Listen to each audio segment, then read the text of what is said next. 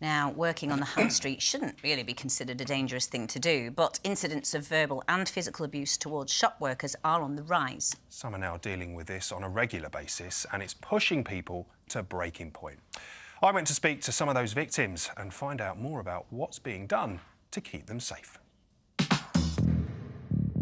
Despite signs like these, violence towards shop workers has increased by 85% compared to the previous year, and 1.2 million incidents of verbal abuse were reported. Having been part of the police, I'm no stranger to threatening or abusive situations at work. It's part of the job I signed up for when I chose a career in law enforcement.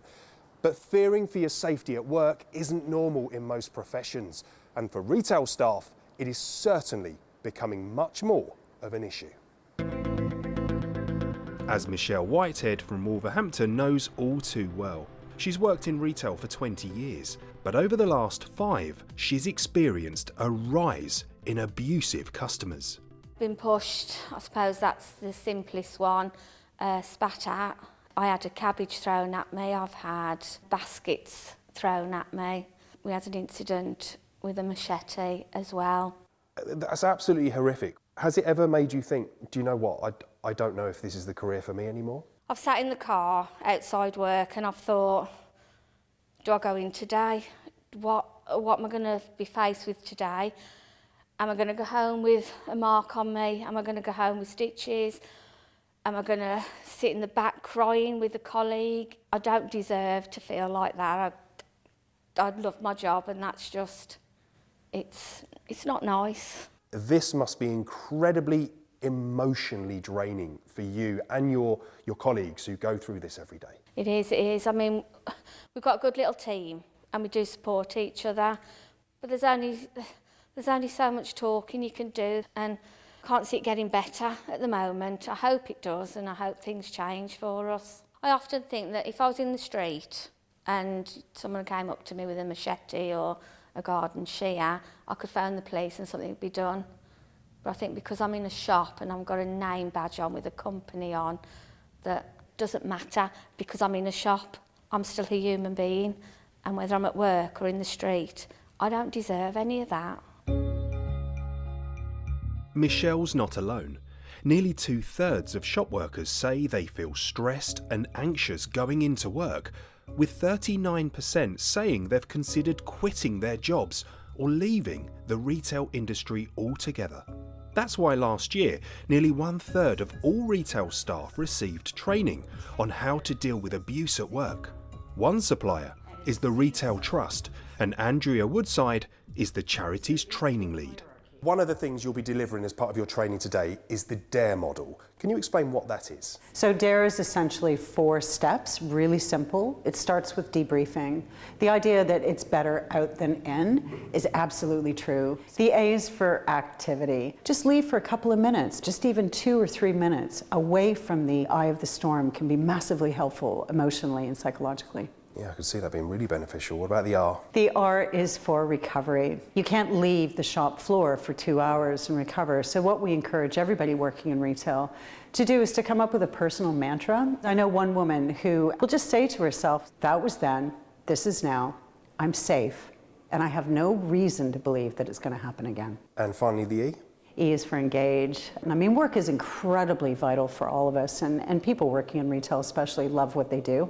But we're also really aware that there's something outside of work too. After a tough day at work, doing something with those you love that reminds you that life is actually pretty good. We're going to look at reducing the risk. Today, Andrea is providing training for the staff at this supermarket. I'm going to introduce you to something called DARE. And DARE is a model that's really simple. It's 4 steps, and you can use it when you're on shift. After the session, I caught up with some of the attendees to see how they found it. Say the DARE method was a great one I learned today. We got taught how to de-escalate a situation or to take a breather anytime you feel an uncomfortable situation. I would like to use that and teach it to my employees, my peers as well, because I found the method really, really great. It was really, really good, really insightful, and I'd learned a couple of techniques from it as well.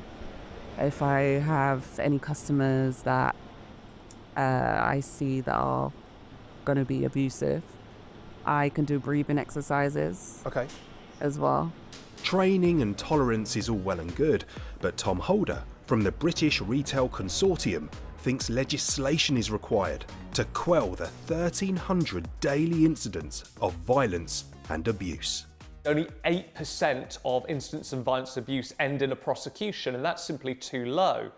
Many retailers have lost faith with the system and won't even report incidents to the police because they don't believe anything will be done. Tom, there's already a specific offence in Scotland for abusing, threatening or assaulting a retail worker.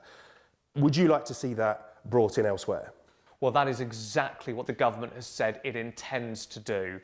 By doing so, not only do we send an absolutely clear message that such crimes will not be tolerated, and we hope it means there will be harsher sentences brought down on those who do abuse or assault retail workers.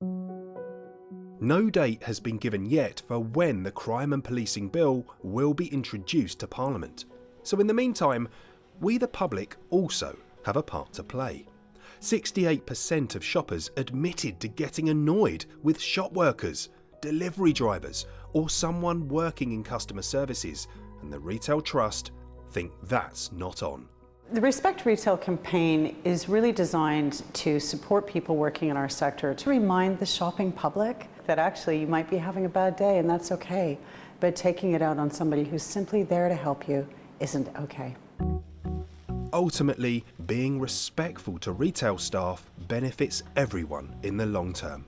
In the most recent statistics, retail crime was costing the industry $3.3 billion a year, and that money has to come from somewhere. So it feeds into higher prices for customers. Ultimately, all of us are a victim of retail crime because we pay for it ultimately. We all have a part to play in treating retail staff with dignity, kindness and respect. But greater training, more awareness and a change in the law will really help reassure shop workers too, because no one should have to tolerate abuse in the workplace.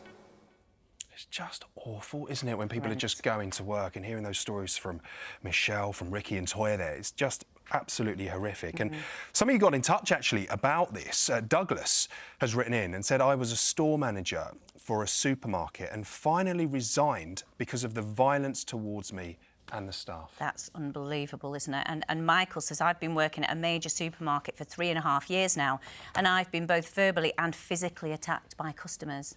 I mean, it's just absolutely awful. It really is totally unacceptable.